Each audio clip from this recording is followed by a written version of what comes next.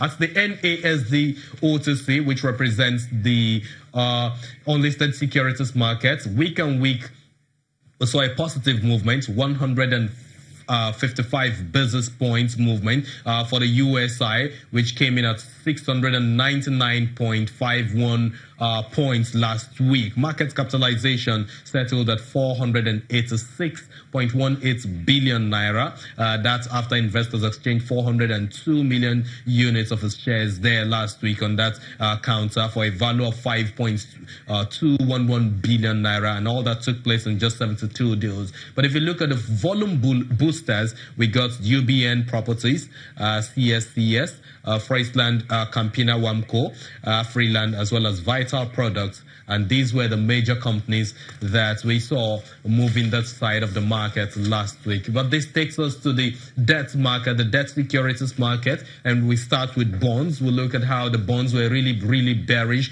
last week. Look at the numbers you have on the screen. You've got 23rd of February 2028. Priced at 96 naira 9 kobo after we saw just 12 deals taking place there for 2.93 billion naira. But then it tells you that this whole increase, we saw increase in short-term rates, and we saw the release of the October 2018 bond, which is likely to take place this week. And we saw this all of that released to the market for investors' decision making this week. That circular came in last week. So at the end of the day, we saw yields rising by some 14 basis points on the average week on week to about 15%, 14.99% precisely. We saw contraction across the short, the mid, and the long ends of the curve by moderating though. But then there was also sell-off on the June 2019 and July 2030 as well as July 2034 security last week. Deals that we had on Friday was 26, and in terms of the value was just 5.23 billion naira. In terms of the treasury bills market, now we had, first it's good to remind us that we had an auction last week, 147.6 billion naira worth of auction last week carried out by the Central Bank of Nigeria.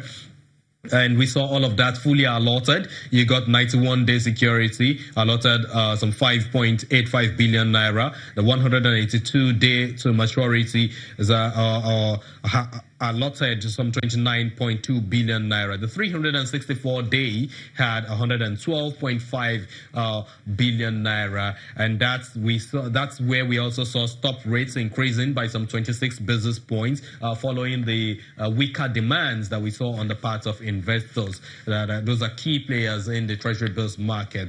But week-on-week performance, we know we had the bearish sentiments as players sold off on tightened liquidity position. You also saw hiking rates on all of the bills, which also that's the 105-day to maturity, 182-day to maturity, and of course the 329-day to maturity. Those are the key areas where we saw hiking rates last week. You saw uptick in average stop rates as we did in the auction that we had on the market. So as a result, yields ended up rising some 28 basis points on average to 13.53%. And we saw spread pressure spreading across the three ends of the curve, the short, the mid, and of course the long end of the curve, where you have the 76-day to maturity also experiencing a bit of hike in yields there.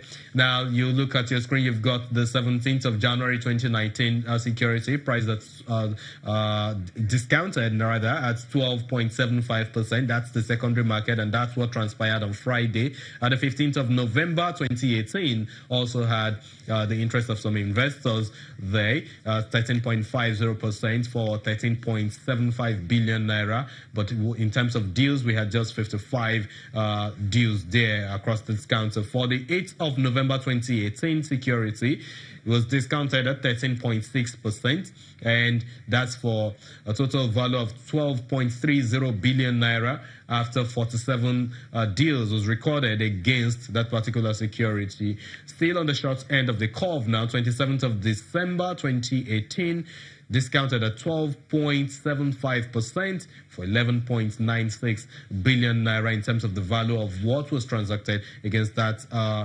counts, 45 deals we had there. But if you look at the total deals there for Friday, it was 440. And in terms of the value, you put all of that together as well as some other numbers that we couldn't provide for you. Of course, we're constrained by space. It came in at 116.67 billion naira. That's what we had last week at the fixed income side of the market, Chimezie. Thank you very much, Temple, for that update. But let me take you back to the equities market. Last Friday, we saw Lafarge WAPCO releasing a disappointing result. Now, have you been able to speak to any of those traders? What soundbite are you getting from them? How disappointed are they?